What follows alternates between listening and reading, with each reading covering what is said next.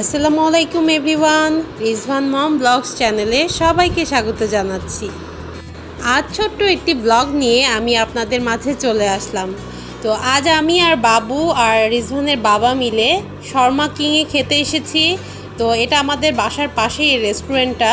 তো প্রায় খাওয়া হয় এটার খাবারও যেমন আমার কাছে পছন্দ, তেমন এটার ডেকোরেশন প্লাস এভরিথিং আমার কাছে খুব ভালো লাগে। তো আমি প্রায় এই শর্মা কিংয়ে চলে আসি। এটা বনশ্রী এফ ব্লকে। আপনারাও আসতে পারেন। রেস্টুরেন্টটা খুবই সুন্দর আর খাবারও অনেক ভালো। সো চলুন রেস্টুরেন্টটা আপনাদের সাথে একটু শেয়ার করি, পুরোটা কি টাইপের আর কেমন দেখতে।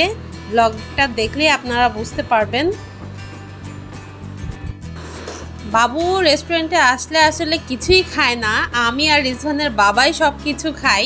রিজভান শুধু ফ্রেঞ্চ ফ্রাই খাবে, আর কোনো কিছু খাবে না। এই রেস্টুরেন্টটায় কিন্তু একটা ছোট্ট প্লে জোনও আছে। তো আমার বাবু প্লে জোনে খেলাধুলা করতে তেমন পছন্দ করে না, এখনও ওইরকম বড় হয়নি। তো একা ওইভাবে খেলতে চায় না। তারপরও আমি নিয়ে যাই ওকে, আমি সাথে যতক্ষণ থাকি বা খেলা করাই ততক্ষণ ও খেলা করে। তো যাই হোক, রিজভানকে নিয়ে আসলে ট্রাই করি প্রতি সপ্তাহে একটু ঘোরাঘুরি করার, কারণ সারা সপ্তাহ ব্যস্ততার মাঝে থেকে বাবুকে একটু বাইরে ঘোরানো বা রিফ্রেশ করানো খুবই ইম্পর্টেন্ট। কারণ প্রতিদিন ওইভাবে বের হওয়া হয় না, রিজভানের বাবার যেহেতু অফিস থাকে। তো রেগুলার ইদানিং করে কিন্তু আমি আপনাদের সাথে ব্লগ শেয়ার করতে পারছি না, কজ একটু বিজি ছিলাম। তো এখন একটু পিকচার তুলছি। এখানে একটা সুন্দর দোলনা আছে, তো আমি এখানে আসলে এটায় বসে একটু পিকচার তুলি, যেহেতু আমি পিকচার তুলতে খুব পছন্দ করি। সো দুই একটা ছবি তুলে ফেলি ফাঁক পেলেই।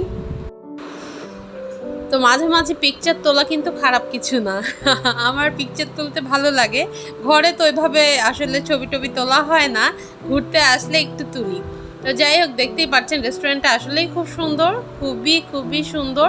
আমার কাছে খুব ভালো লাগে এখানে আসলে। আর এখানকার ওয়েটার বা সব কিছু মেনটেন্যান্স সব কিছু অনেক ভালো, আর খাবারও অনেক ভালো।